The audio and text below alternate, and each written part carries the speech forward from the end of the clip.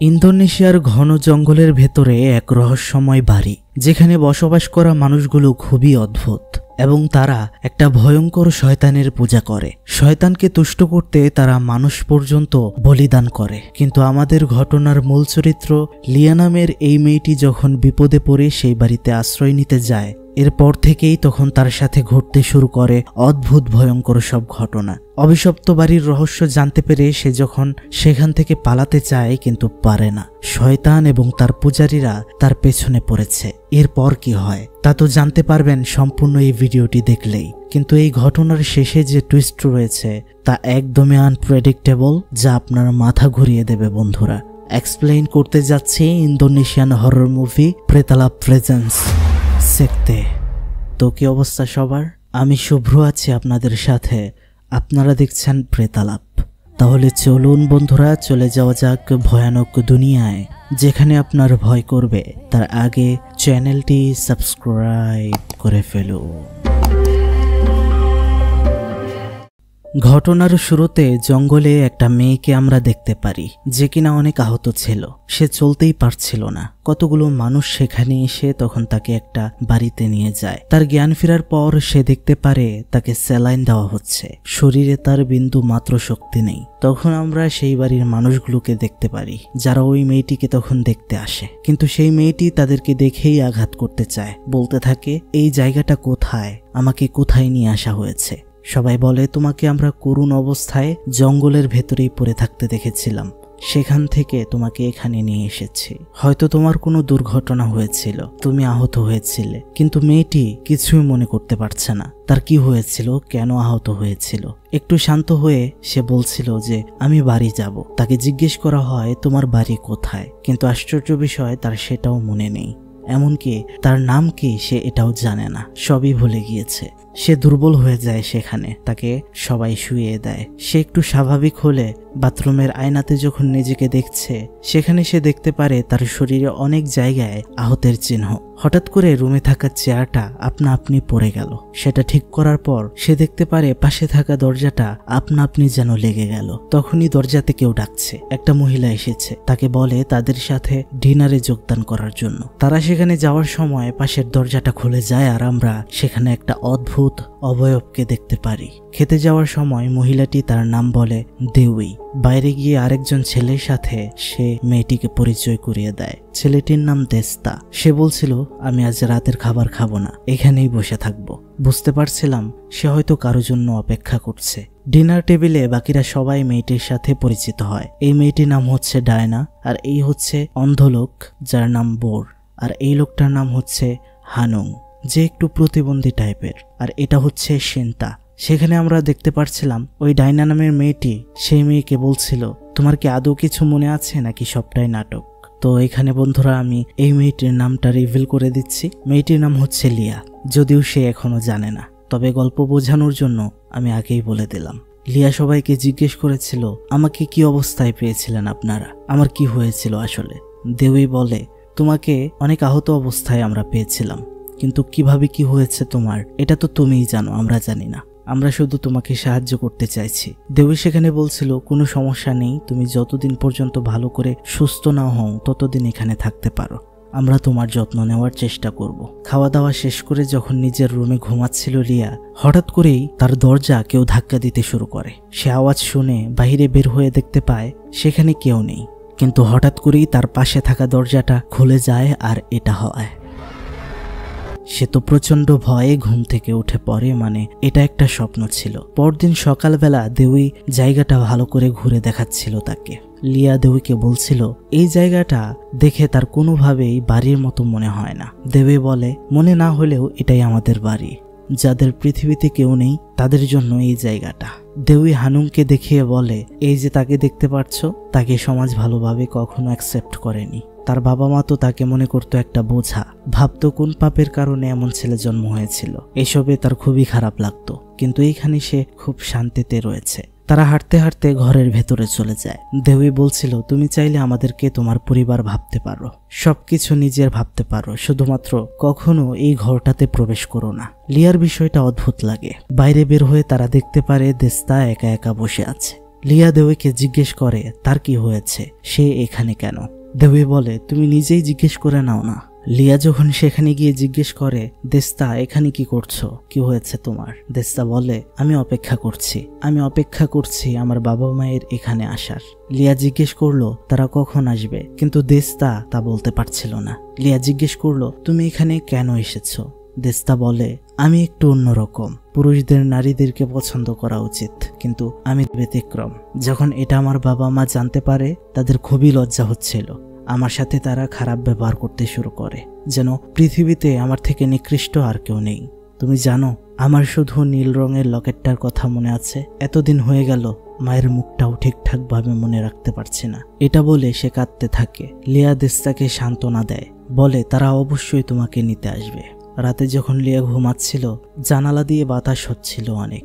সে জানালা বন্ধ করার পর দেখতে পারে দরজার সামনে এসে কান্নাকাটি করছে দেস্তা। সে বলছিল তার অনেক একা লাগছে। তখন লিয়া দেস্তাকে তার সাথে ঘুমাতে দেয়। যেহেতু তার মেয়েদের প্রতি কোনো আকর্ষণ নেই তাই কোনো প্রবলেম নেই। হঠাৎ করেই তার ঘুম ভেঙে গেল। পাশ ফিরে দেখতে পেল দেস্তা সেখানে নেই। নিচে নেমে এসে সে দেখতে শুরু করে যে রুমে তাকে নিষেধ করা হয়েছিল ঢুকতে, সেই রুমে উকি দিয়ে সে দেখতে পারে এক অদ্ভুত জিনিস। ভেতরে কয়েকজন ছিল যারা কিনা সাদা ড্রেস পরে আবার কাপড়ের মুখোশ পরেছিল। সেখানে ছিল অন্ধ লোকটি, মানে বোর। সেটা তার দিকে চাইতেই সে ভয় পেয়ে যায় আর সেখান থেকে চলে আসে বাহিরে বাগানের পাশটাতে। এদিকে হাঁটতে থাকলে হঠাৎ করেই সে একটা অদ্ভুত আওয়াজ শুনতে পায়। কে যেন বলছে আমাদেরকে ক্ষমা করে দাও। সে বিষয়টা বুঝতে পারে না। সামনে এগিয়ে যায়, সামনে তো কেউ নেই। পেছনে চাইতেই সে দেখতে পারে দুইটা বৃদ্ধা পুরুষ আর মহিলা যারা কিনা তার কাছে ক্ষমা চাইছিল, যাদের চোখ ছিল একদমই সাদা বর্ণের। সে তো খুবই ভয় পেয়ে যায় আর দৌড়াতে শুরু করে। তখনই কারো পায়ের সাথে তার ধাক্কা লাগে আর সামনে চেয়ে সে দেখতে পারে সেটা আর কারো পা নয়, গাছের মধ্যে ঝুলে রয়েছে দেস্তার দেহ। সে মারা গিয়েছে। কিভাবে এমনটা হলো? আমরা দেখতে পারছিলাম দেস্তা মারা যাওয়ার পরে সবাই খুবই কান্নাকাটি করছিল। সকাল হয়, তারা সবাই খাবার খাচ্ছে। লিয়া তখন তাদেরকে জিজ্ঞেস করে দেস্তার বডির সাথে কি করা হবে। তারা সবাই বলে এখানেই দাহ করা হবে তাকে।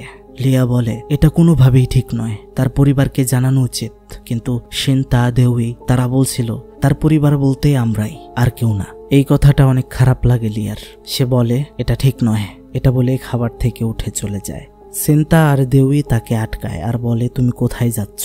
লিয়া বলছিল আমার এখান থেকে চলে যাওয়ার সময় হয়েছে, হয়তো আমার আপনজনেরা আমাকে খুঁজছে। তখন তারা বলে তোমার শরীর অসুস্থ, কিছুদিন এখানেই থেকে যাও। রিয়া বলছিল বাহিরে আমি হসপিটালে ভর্তি হব। দেউই বলে তোমার কাছে কি টাকা আছে? কোনো হসপিটালেই চিকিৎসা করতে পারবে না টাকা ছাড়া, আর এখানে তোমাকে আমরা দেখে শুনে রাখবো। সিনটা বলে আর কিছুদিন থাকো আমাদের সাথে, তুমি ভালো হয়ে গেলেই তুমি যেখানে যেতে চাও আমরা সেখানেই তোমাকে নিয়ে যাব। লিয়া রাজি হয়। এদিকে ঘর থেকে যখন বের হচ্ছিল লিয়া, হানুং তখন সামনে দাঁড়িয়েছিল। অদ্ভুতভাবে সে লিয়াকে বলছিল আমি তোমাকে একটা গোপন কথা বলতে চাই। এটা বলে সে লিয়ার হাতে একটা পাথর দেয়। সেখানে তখন সিনটা আসলে লিয়া সেটা লুকিয়ে ফেলে। সন্ধ্যা সময় যখন ঘরে বসে এই পাথরটা আনমনে দেখছিল লিয়া, কিন্তু সে এটাতে বিশেষ কিছুই খুঁজে পায় না। জানালা দিয়ে এটা বাহিরে ফেলে দেয়। তখনই আজব এক কাণ্ড ঘটে। আবারও বাহির থেকে সেই পাথরটা কেউ যেন ভেতরে ছুঁড়ে মারলো। এটা কিভাবে হলো? সে বাহিরে কাউকেই দেখতে পায় না। পাথরটা আবারও ছুঁড়ে ফেলে জানালাটা লাগিয়ে দেয়, কিন্তু জানালার কাঁচ ভেঙে এবার আবারও পাথরটা চলে আসে ভেতরে। দরজা খুলতেই সে দেখতে পারলো অনেকগুলো পাথর, যেগুলো লাইন ধরে কেউ বিছিয়ে রেখেছে। সে তখন পাথরগুলোকে অনুসরণ করতে করতে বের হয়ে অন্য ঘরের সিঁড়ির উপরে উঠছিল। সিঁড়ির উপরে থাকা দরজাটা হালকা খুললে ভেতরে সে একটা অদ্ভুত কিছু দেখতে পারে। কিন্তু সে যখনই পেছনে চায় দেখতে পারে একটা অদ্ভুত জিনিস, যেটা কিনা ঢাকা ছিল একটা চাদরের নিচে। সেটা ভয়ঙ্কর শব্দ করে এগিয়ে আসছিল। সে তখন অনেক ভয় পেয়ে যায় আর উপরের ঘরে গিয়ে নিজেকে বন্ধ করে ফেলে। ভেতরে সে অদ্ভুত কিছু দেখতে পারে। সেখানে অনেক মানুষের দেহ পড়েছিল। কাপড়ে মোড়ানো নিঃশব্দ দেহগুলো কি যেন বলতে চাইছিল। সে যখন একটা কাপড় সরায় দেখতে পারে একটা লাশ, তার গলাতে ছিল একটা নীল লকেট। তখন তার পেছনে আমরা দেখতে পারছিলাম একটা লাশ উঠে দাঁড়ায় আর একটা তো তার হাতেই ধরে ফেলে। সে তো খুবই ভয় পেয়ে যায়, সেখান থেকে পালাতে চায়, কিন্তু দরজা তো আটকানো। পেছন থেকে সেই লাশটার কাপড়টা সরে যায়, সেটা তাকে বলছিল দৌড়াতে। দরজাটা খুলে গেলে সেখান থেকে সে দৌড়ে চলে আসে। মূলত বন্ধুরা, এই ঘরে যারাই ছিল তারা সবাই ছিল মৃত। লিয়া এসব দেখে নিজেকে ঠিক করতে থাকে, মাথায় পানি দেয়। তখনই সে দেখতে পারে তার হাতে লেগে সেই লাশের গলার নীল লকেটটা চলে আসে তার কাছে। এতক্ষণে সে বুঝে গিয়েছে সেই বাড়িটা স্বাভাবিক নয়। সে বেরিয়ে বাইরে চলে আসে, সিদ্ধান্ত নেয় এখান থেকে সে পালাবে। কিন্তু গেটটা তো লাগানো, চাবিটা আছে কার কাছে?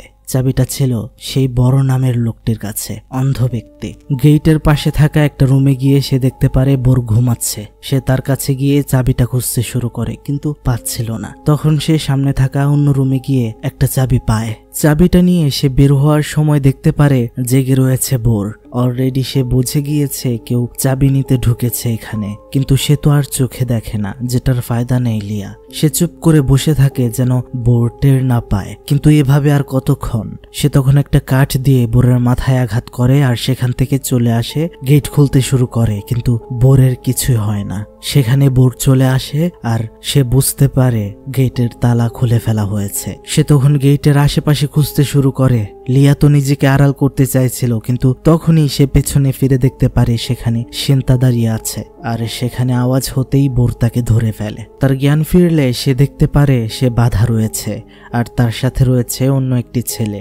সেখানে দেউই আসে আর তাকে পানি খেতে দেয়, কিন্তু সে খায় না। দেউই বলছিল তুমি আমাদের পরিবারের সাথে যুক্ত হও। লিয়া বলে আমি জানি দেস্তার বাবা আর মা তাকে নিতে এসেছিল এখানে, কিন্তু তোমরা তাকে মেরে ফেলেছ। আর সে কষ্টে ছেলেটাও নিজেকে শেষ করে দিয়েছে। দেউই সেখানে বলে দেস্তা যা করেছে সেটা হয়তো তার ভালোর জন্যই। এখন বন্ধুরা আপনারা বলতে পারেন যে কিভাবে লিয়া জানতে পারলো তারা দেস্তার বাবা মাকে মেরে ফেলেছে? মনে আছে লিয়াকে দেস্তা বলেছিল তার মার গলার মধ্যে নীল লকেট পড়তো, আর যেটা গুপ্ত ঘরের লাশের মধ্য থেকে পেয়েছিল। আর সেদিন দেস্তা মারা যাওয়ার আগে লিয়া দেস্তার বাবা মাকেও দেখতে পেয়েছিল। এটাতেই সে বুঝে ফেলেছে। লিয়া সেখানে বলছিল তোমরা কি চাও? দেবী তখন এটা বলে চলে যায় যে আজকে রাতেই তুমি জানতে পারবে। তার পাশে থাকা ছেলেটি তখন তাকে বলতে শুরু করে লিয়া তুমি এখানে কেন? এখান থেকে কেন যাওনি? এটা শুনে তো সে অবাক হয়ে যায়। কে লিয়া? ছেলেটি বলে তোমার নাম লিয়া আর আমি হচ্ছি তোমার ভাই সনি। আমি আর রেজা চেষ্টা করেছি সব সময় তোমাকে এখান থেকে বের করার। তোমার কি কিছুই মনে নেই? লিয়া বলছিল না আমার কিছুই মনে নেই। তখন সনি বলতে শুরু করে মূল ঘটনাটা। সনি তখন বলছিল তুমি মাদকাসক্ত ছিলে। সেসব দ্রব্যগুলো তোমাকে না দেওয়ার কারণে তুমি নিজেকেই শেষ করার সিদ্ধান্ত নাও। তোমাকে কোনো রকমে হসপিটাল থেকে ভালো করার পর রিহ্যাব সেন্টারে না পাঠিয়ে তোমাকে এখানে নিয়ে এসেছিলাম, এই পরিবার যেন তোমাকে ভালো করে তোলে। এমনটা লোকমুখে শোনা যায়। যারা কিনা একটু ভারসাম্যহীন তাদেরকে ঠিক করে তোলে তারা। তোমাকে এখানে দিয়ে আমরা চলে গিয়েছিলাম, প্রায় বছর হয়ে যায়, কিন্তু তোমার খোঁজ আমরা পাই না। এখানে আসলে তোমার সাথে দেখা করতে দিত না, যেটা নিয়ে আমি আর তোমার বয়ফ্রেন্ড রেজা অনেক চিন্তিত ছিলাম। তোমাকে এখান থেকে নিয়ে যেতে চাইছিলাম, কিন্তু তখন নিজেই তুমি এখান থেকে যেতে চাইছিলে না। এরপর আমি আর রেজাও এখানে যোগ দেই। কিছুদিন পর আমরা জানতে পারি এটা একটা শয়তানি সম্প্রদায়। যারা এখানে একবার যোগ দেয় তারা আর কখনো এখান থেকে বের হতে পারে না, তাদের সাথেই থাকতে হয়। আর তারা এক সময় তাদের নিজেদের সদস্যদেরকেই শয়তানের জন্য বলি দেয়। তখন আমরা এখান থেকে পালাতে চেষ্টা করলাম এটা জানার পর, কিন্তু তারা তোমার বয়ফ্রেন্ড রেজাকে সেখানেই নির্মমভাবে শেষ করে দিয়েছিল, যেটা আমি সহ্য করতে পারিনি, কারণ সে আমার বন্ধু ছিল। আমি তোমাকে বাইরে পাঠিয়ে দেই এবং তাদের সাথে এখানে একাই লড়াই করি, কিন্তু আমাকে তারা আটকে ফেলে। দেখা যায় এই সম্প্রদায়টি আমরা যতটুকু ভেবেছিলাম এর থেকেও বেশি ভয়ানক, তাই তারা তোমাকেও আবার এখানে নিয়ে আসতে পেরেছে। লিয়া বলছিল এখন আমাদের তাহলে কি করা উচিত? সনি বলে আমরা যেখানেই যাই না কেন শয়তান আমাদেরকে যেতে দেবে না। একটি শুধু উপায় আছে আমরা এখান থেকে বাঁচতে পারবো, তা হলো তুমি যদি তাদের মা মানে সেই শয়তানকে মেরে ফেলতে পারো। লিয়া তখন বলছিল আমি কেন পারবো? সনি বলে তুমি একমাত্র যে কিনা শয়তানের রিচুয়াল করার সময় তার সব থেকে কাছে যেতে পারতে। লিয়া বলছিল সেটা সে পারবে না, সে কিভাবে মানুষকে শেষ করবে? তখন তার ভাই সনি তাকে বলে তাদের মা মানুষ নয়, এটা শয়তান। তারপর আমরা দেখতে পারি সেই শয়তানের রিচুয়ালের রুমে সম্প্রদায়ের সবাই মাথায় কাপড়ের মুখোশের মতো পরে নিচ্ছিল। লিয়া আর সনির কাছে তখন সেন্তা আসে আর তাদেরকে এখান থেকে বের হয়ে যাওয়ার জন্য গেটের চাবিটা আর একটা ছুরি দেয় আর বলে এই সুযোগটা কোনোভাবেই মিস করা যাবে না। আর সিনতা লিয়াকে বলে এটাই একমাত্র সুযোগ তাদের মা মানে সেই শয়তানকে শেষ করে দিতে, তাহলেই আমরা শুধু বাঁচতে পারবো। মানে এখানে বোঝা যাচ্ছিল সিনতা ভালো মানুষ, তাদের সাহায্য করতে চাইছিল। সে বলছিল এখন তোমাদেরকে এখান থেকে নিয়ে যাওয়ার পর যখন লিয়াকে শয়তানের জন্য বলি দিতে শুরু করবে তারা, তখন শয়তানকে এই ছুরিটা দিয়ে লিয়াকে মেরে ফেলতে হবে, তাহলেই আমরা মুক্তি পাবো। এবার আমরা দেখতে পাচ্ছিলাম লিয়াকে নিয়ে সেখানে শুইয়ে দেওয়া হয় তাদের মা মানে সেই শয়তানের পাশে। সিনতা এই ফাঁকে লিয়ার হাতের কাছে সেই ছুরিটা রেখে দেয়, কিন্তু সিনতা যে লিয়াকে এখান থেকে যেতে সাহায্য করছে সেটা যেন কোনোভাবে দেবী বুঝে যায়। তখন আমরা দেখতে পারি সেই সম্প্রদায়ের কিছু সদস্যরা মিলে সেখানেই সিনতাকে মেরে ফেলে। লিয়া সেখান থেকে নিজেকে ছাড়িয়ে যেতে চাইছিল, সেখানে তাকে বোর ধরে ফেলে, কিন্তু লিয়া সে ছুরিটা বোরের গায়ে স্টেপ করে দেয়। কিন্তু আমরা দেখতে পারছিলাম তার কিছুই হয় না। সে তার সম্প্রদায়ের মা মানে সেই শয়তানের কাছে গেলে সেই শয়তানটা তার হাত যখন বোরের মাথায় দেয় তখনই বোর পুরোপুরি সম্পূর্ণ সুস্থ হয়ে যায়, এমনকি তার চোখগুলো ঠিক হয়ে যায়। এটা দেখে তো আরো ভয় পেয়ে যায় লিয়া। সে বাহিরে বের হয়ে পালিয়ে যেতে চেষ্টা করে, কিন্তু আমরা দেখতে পারছিলাম বোর তাকে খুঁজছিল, বাকি সব সদস্যরাও তাকে খুঁজছিল। তখন সে একটা ঘরের ভেতরে টেবিলের নিচে গিয়ে লুকিয়ে থাকে, সেখানে তাকে খুঁজে পায় তার ভাই সনি। তখন লিয়া তার ভাইকে বলতে থাকে তুমি জানো সিনতাকে তারা মেরে ফেলেছে, সেই শয়তান অন্ধ বোরকেও ঠিক করে দিয়েছে, আমরা কিভাবে এখান থেকে পালাবো? সনি সেখানে বলছিল আমাদের আর কোনো উপায় নেই তাকে মারা ছাড়া। তখনই সেখানে তাদেরকে খুঁজতে বোর চলে আসে। তারা সেখান থেকে পালিয়ে সেই দ্বিতীয় তলার উপরের রুমটাতে চলে যায় যেখানে লিয়া অনেকগুলো লাশ দেখতে পেয়েছিল। সেখানে আমরা দেস্তার মাকেও দেখতে পারছিলাম, সম্পূর্ণ চেহারা কি ভয়ঙ্কর অবস্থা। লিয়া বলছিল আমাদের এখান থেকে দ্রুত বের হতে হবে, হয়তো বাইরে আমাদের পরিবার আমাদের অপেক্ষা করছে। সনি এটা শুনে বলে না, কেউ আমাদের জন্য অপেক্ষা করছে না, আমাদের বাবা মা কেউ নেই। লিয়া বলে আচ্ছা যাই হোক, তাও আমাদের এখান থেকে বের হতে হবে। সনি বলে কিভাবে বের হব? এই সম্প্রদায়ের শয়তান তা কখনো হতে দেবে না, আমরা যেখানেই যাই না কেন আমাদের পিছু ছাড়বেন না। এদিকে আমরা দেখতে পারি সেই রুমের বাইরে সম্প্রদায়ের সব লোকেরা এসেছে এবং দরজাটা ভেঙে ভেতরে তারা প্রবেশ করে, কিন্তু ভেতরে গিয়ে তারা লিয়া আর সনিকে দেখতে পারে না। আমরা বুঝতে পারি তারা লুকিয়ে আছে এই লাশেদের ভেতরেই কাপড়ের মাঝে।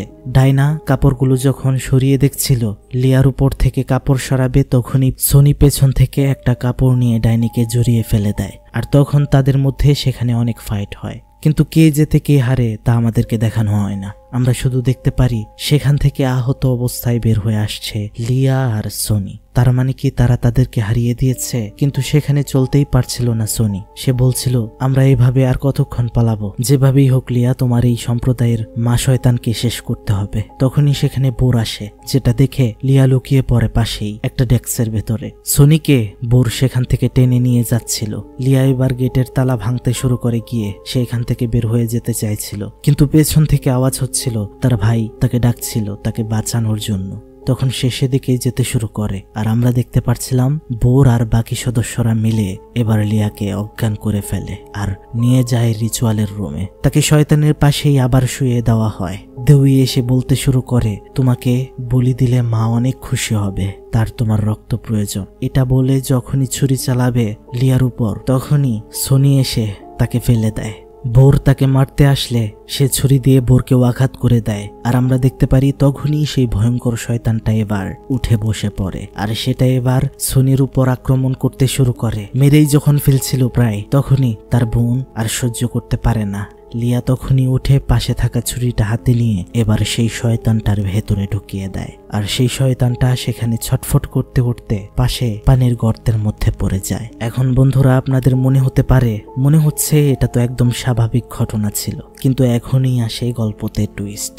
লিয়া দেখতে পারে দেস্তা সিনতা তারা কেউ আসলে মরেনি। সে তো ভয় পেয়ে যায় কিভাবে তারা বেঁচে উঠলো। সে তখন তার ভাই সনিকে নিয়ে সেখান থেকে চলে যেতে চাইবে, কিন্তু তার ভাইও অন্যরকম করছে। আর সেখানে তখন জানতে পারে দেউই তার ভাইয়ের সন্তান গর্ভে নিয়ে এতদিন ঘুরছে, তার মানে তার ভাই আগে থেকেই তাদের সাথে যুক্ত। এবার আমরা দেখতে পারি লিয়ার সামনে সবাই ঝুঁকে পড়ছিল, আর লিয়ার স্মৃতি ফিরে আসতে শুরু করে। তার সবকিছু মনে হয় আসলে সবকিছুর পেছনেই রয়েছে তার ভাই। তার মনে পড়ে সে নিজেকে শেষ করার চেষ্টা করার পর তাকে ভালো করার জন্য তার ভাই সনি এখানে তাকে নিয়ে এসেছিল।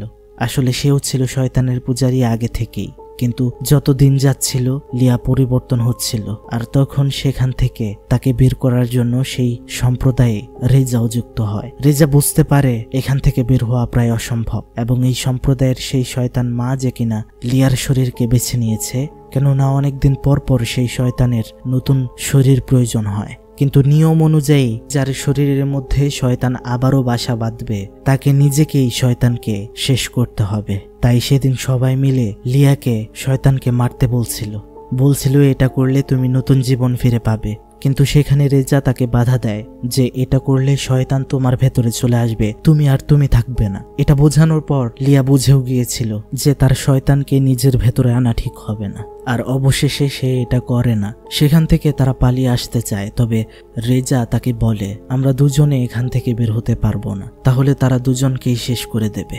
তার থেকে ভালো তারা আমাকে শেষ করে দিক, তুমি এখান থেকে চলে যাও। এই বলে সে নিজের বন্ধুর হাতে মানে সোনির হাতে শেষ হয়ে যায়। আর লিয়া এই অবস্থাতে কোনো রকমে পালাতে চেষ্টা করে, তবে বেশি দূরে যেতে পারে না। তাকে সেখানে তার মাথায় আঘাত করে অজ্ঞান করে দেয়। আর এরপর এই কাল্টের লোকরা যেহেতু আবার নতুন করে তাকে এখানে নিয়ে আসতে পেরেছে, আর তার ভেতরে শয়তানকে নতুন করে প্রতিস্থাপন করতে হবে, এটাই শয়তানের ইচ্ছা। আর এইখান দিয়ে যেহেতু লিয়ার স্মৃতি নেই, তাই সবাই মিলে এখানে নাটক সাজায়।